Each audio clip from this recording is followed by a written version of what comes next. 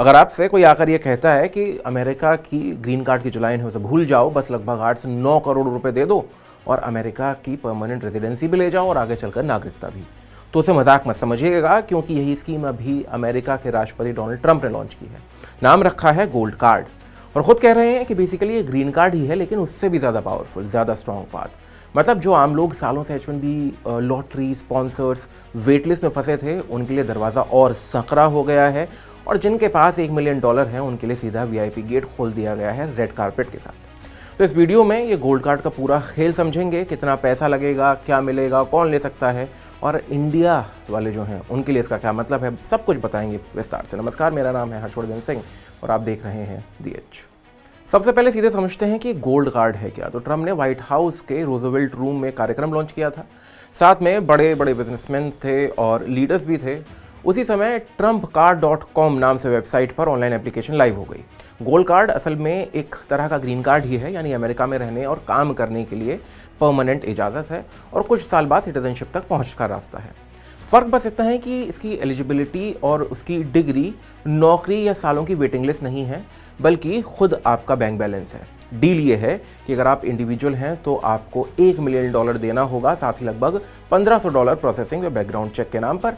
अगर कोई कंपनी आपने फॉरेन एम्प्लॉई के लिए गोल्ड कार्ड लेना चाहती है तो उसे $2 मिलियन पर एम्प्लॉय देना होगा, प्लस कुछ एक्स्ट्रा फीस जैसे मेंटेनेंस वगैरह। मतलब सरल भाषा में अगर कहें तो अगर आपके पास $1 मिलियन देने के लिए हैं तो आप अमेरिका आपको तेज ऑलमोस्ट गारंटी के साथ रास्ता दे रहा है परमानेंट रेजिडेंसी तक। अब कई लोग ये सोच रहे होंगे कि पैसे के बदले तो वीज़ा पहले भी मिल रहा था, EB-5 वाला, फ़र्क क्या है। तो EB-5 नाम की स्कीम 1990 से चल रही थी। उसमें भी जो विदेश से लोग आते थे लगभग $1 मिलियन इन्वेस्ट करते थे, लेकिन शर्त ये थी कि उस पैसे से अमेरिका में कोई बिजनेस चले और कम से कम 10 नई नौकरियाँ क्रिएट हों, तब जाके ग्रीन कार्ड की एलिजिबिलिटी बनती थी। प्रॉब्लम ये थी कि जॉब क्रिएशन प्रूव करना मुश्किल था, पेपर वर्क बहुत भारी था, केसेस सालों साल अटके रहते थे और हर साल EB-5 वीज़ा की सीट भी सीमित थी, करीब 18-19 हज़ार के आसपास। अब गोल्ड कार्ड में ट्रंप ने गेम पूरी तरह बदल दिया है। ना कोई जॉब क्रिएशन की शर्त है, ना कोई इन्वेस्टमेंट प्रोजेक्ट प्रूव करने की ज़रूरत है, बस सीधा पैसे US सरकार के खाते में जाएंगे। ट्रेजरी डिपार्टमेंट कह रहा है कि ये पैसा नेशनल प्रोजेक्ट्स, डेट कम करने, ऐसी चीज़ों में लगेगा। टाइम भी ट्रंप कह रहे हैं कि EB-5 से 2 से 5 साल लगते थे, गोल्ड कार्ड वीक्स या कुछ महीनों में हो सकता है। यानी पहले पैसा प्लस बिजनेस प्लस जॉब्स का फॉर्मूला था, अब सीधे पैसा मतलब परमानेंट रेजिडेंसी। इंडिया वालों के लिए इसका क्या मतलब है। ट्रंप ने साफ साफ बोला है कि उन्हें सबसे ज़्यादा शिकायतें बड़ी कंपनियों से मिलती थी कि अमेरिका की बेस्ट यूनिवर्सिटीज़ से जो ग्रेजुएट्स निकलते हैं वो विदेशी होते हैं और कंपनीज उन्हें लॉन्ग टर्म नहीं रख पाती हैं क्योंकि वीज़ा अनसर्टेन है। उन्होंने एग्जाम्पल भी दिया जैसे चाइना, इंडिया और फ्रांस के टॉप ग्रेजुएट्स का। बोले कि Harvard, MIT, Stanford, Ivy League जैसी जगहों पर पढ़कर निकलने वाले स्टूडेंट्स को अगर तुरंत काम पर रखना हो तो green card line, H1B, quota, lottery, ये सब बड़ी रुकावटें बन जाती थी। अब इस नए गोल्ड कार्ड से क्या होगा। कोई रिच ग्रेजुएट या उसकी फैमिली या उससे जुड़ी कोई कंपनी अगर $2 मिलियन दे दे तो उस स्टूडेंट को सीधे परमानेंट रेजिडेंसी तक का फास्ट ट्रैक मिल जाता है। इंडिया से जो लोग पहले H1B या EB-2, EB-3 जैसे कैटेगरीज में फंसे रहते थे, उनकी जगह अब वो लोग एडवांटेज में होंगे जिनके पास पैसा है या जिनको लार्ज कॉर्पोरेशन स्पॉन्सर कर दें।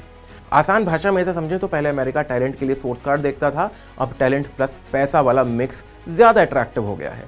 IIT, US graduate plus rich families मतलब सीधा परफेक्ट कैंडिडेट।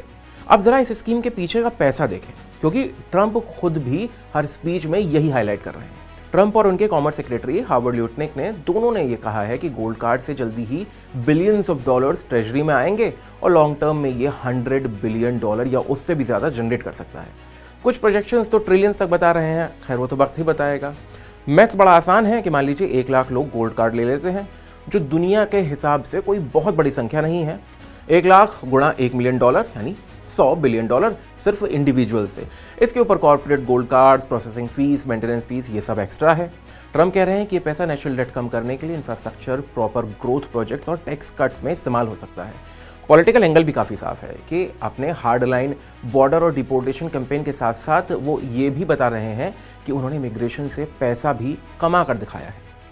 मतलब नैरेटिव जो बनाया जा रहा है वो यही है कि गरीब इलीगल देशों की भीड़ नहीं, अमीर, हाईली वेटेड, हाईली अर्निंग लोग जो अमेरिका को फायदा। अब इसके साथ कंट्रोवर्सीज भी शुरू हो गई हैं क्योंकि ये प्लान जितना चमकदार दिखता है उतना तीखे सवाल भी खड़े करता है।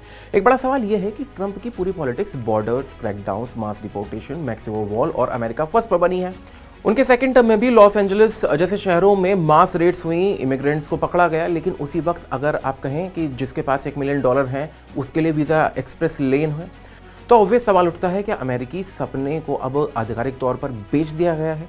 मागा के अंदर से भी कुछ लोग कह रहे हैं कि एक तरफ तो आप बोलते हैं कि इमिग्रेंट्स जॉब छीन रहे हैं और दूसरी तरफ अमीर फॉरेनर्स से जॉब भी और सिटीजनशिप भी खरीदवा रहे हैं। दूसरा जो क्रिटिसिज्म है वो है फेयरनेस के बारे में। तो EB-5 में कम से कम 10 जॉब क्रिएट करने की ज़रूरत थी, यानी पैसा इकोनॉमी में कुछ बना भी रहा था। वहीं गोल्ड कार्ड में डायरेक्ट पैसा गवर्नमेंट के खाते में जा रहा है, कोई ज़रूरी नहीं है कि जॉब्स क्रिएट हो, यानी ये इन्वेस्टमेंट वीज़ा कम और एंट्री फीस ज़्यादा लग रहा है। और तीसरा एंगल है ग्लोबल इनइक्वलिटी और ब्रेन ड्रेन। इंडिया और चाइना जैसे देशों के टॉप डॉक्टर्स, इंजीनियर्स, फाउंडर्स अगर $1 से $2 मिलियन देकर US चले जाएं तो सोर्स कंट्रीज़ का लॉस होगा और उसी ही वक्त गरीब माइग्रेंट्स के लिए बॉर्डर और भी बंद हो सकते हैं। कई एनालिस्ट ने इसे एक तरह का पे टू प्ले सिटीजनशिप कहा है कि सिटीजनशिप या रेजिडेंसी अब मेरिट और स्ट्रगल से ज़्यादा प्योर कैश से लिंक्ड होती जा रही है। वहीं कुछ लीगल सवाल भी सामने आते हैं कि कानूनी मोर्चे पर गोल्ड कार्ड पूरी तरह स्मूथ नहीं है। इमिग्रेशन लॉज US में मोस्टली कांग्रेस बनाती है। EB-5 वीज़ा 1990 में कांग्रेस ने ही पास किया था और वो अभी 2027 तक वैध है। अब ट्रंप ने एग्जीक्यूटिव एक्शन से गोल्ड कार्ड लॉन्च कर दिया है और कई जगह इसे EB-5 का रिप्लेसमेंट कह रहे हैं। इमिग्रेशन एक्सपर्ट्स कहते हैं कि टेक्निकली प्रेसिडेंट इतनी बड़ी स्ट्रक्चरल चेंज अकेले नहीं कर सकते हैं, कोर्ट्स में चैलेंज हो सकते हैं कि EB-5 को ड्रॉप करके गोल्ड कार्ड को प्राइमरी बनाना कांग्रेस की अप्रूवल के बिना कितना वैध है। फिलहाल जो ग्राउंड रियलिटी है वो यही है कि EB-5 अभी टेक्निकली ओपन है, गोल्ड कार्ड एप्लीकेशंस भी ओपन है और जब तक कोई कोर्ट या कांग्रेस रोक न लगा दे तो ये दोनों पैरेलल चल सकते हैं। यानी जो लोग पैसे वाले हैं उनके पास फिलहाल डबल ऑप्शंस हैं, पुराने रास्ते से स्लो है और ये नया एक्सप्रेस लेन है। तो इंडिया के पर्सपेक्टिव से देखें तो गोल्ड कार्ड दो तरह की कहानी बनाता है। एक तरफ इंडियन टेकी, स्टार्टअप फाउंडर्स, डॉक्टर्स या US रिटर्न ग्रेजुएट्स के लिए ये साफ रास्ता है। अगर वो या उनकी कंपनीज $1 से $2 मिलियन अफोर्ड कर सकते हैं तो डिकेड्स की waiting, H-1B lottery, family separation सब बाईपास हो सकते हैं। दूसरी तरफ ये रियलिटी भी है कि इतने पैसे वाले लोग बहुत कम हैं। भारत के 99% छात्र और प्रोफेशनल्स के लिए अमेरिकन ड्रीम वही पुराना वाला है, टफ एग्जाम्स, वीज़ास, स्पॉन्सरशिप्स और लंबा इंतजार। गोल्ड कार्ड सिर्फ उस 1% super rich high net worth category के लिए है। अब एक सवाल आपके लिए भी, क्या आपको लगता है कि किसी भी देश को अपना इमिग्रेशन सिस्टम ऐसे पैसे के बदले बेच देना चाहिए? आप अपनी राय हमें कमेंट बॉक्स में बता सकते हैं।